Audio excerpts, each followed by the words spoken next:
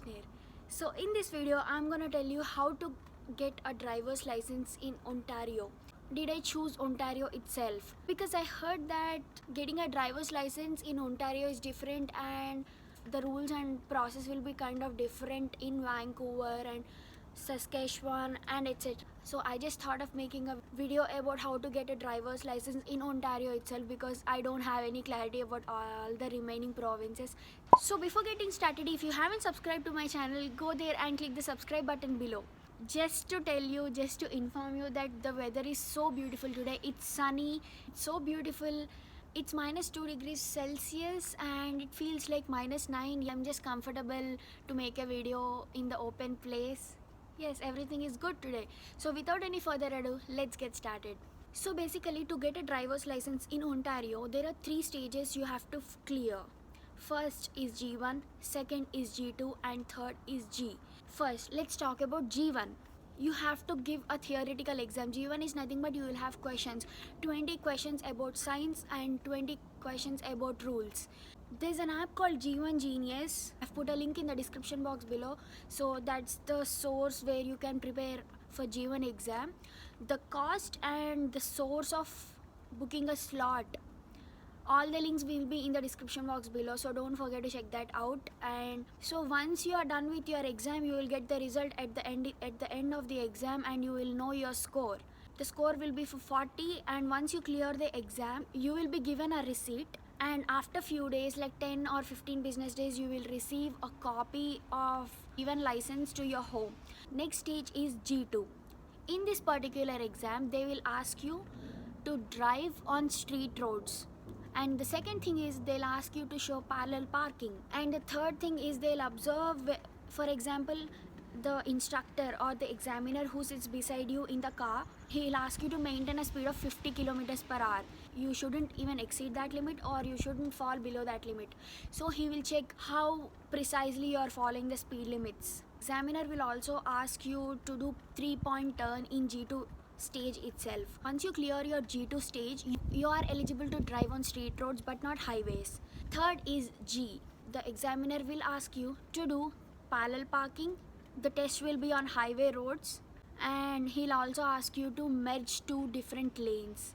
He'll also test you how accurately you are doing everything whatever he asked.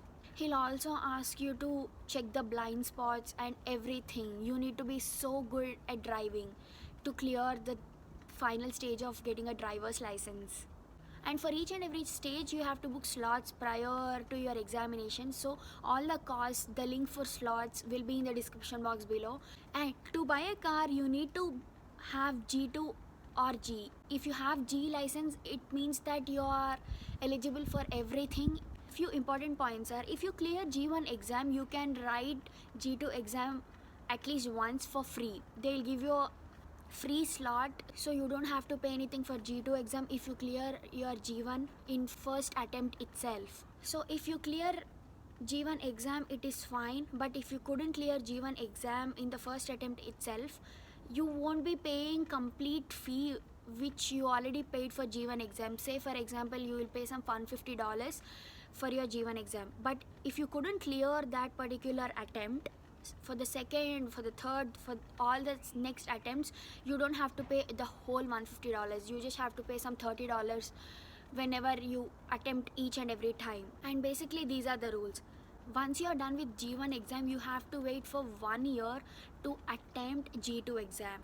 Once you are done with G2 exam, you have to wait for 1 year more to attempt G exam. So I know it sounds so weird, but yes, you have to wait for 2 years to get a driver's license. But if you have an experience letter of at least 3 years from India, you can get that experience letter from any RTO office in India. And if you submit that while you are attempting your G1 exam itself, you can directly give your G exam. You don't have to take much time, you don't have to give again G2. You are eligible to give G exam as soon as you are done with G1. So it will be very advantageous if you get an experience letter from India. You need to have a minimum of 3 years experience in India, so that will be very useful for you to get a driver's license in Ontario. And one more thing is, if you have G1 itself, you can drive on roads, but the thing is, you need to have a certified instructor sitting beside you. The certified instructor need to have certain experience like 5 years or 3 years. So it's a big deal. I know it sounds so weird. If you don't have any certified instructor sitting beside you while you're driving a car holding a G1 license, yes, the cops will catch you for sure. And yes, if you find this video useful and informative, please don't forget to give this video a thumbs up, and you can follow me on all my social media. I've put all my social media links in the description box below, so don't forget to check that out. Thanks for watching. I'll see you in my next video. Bye.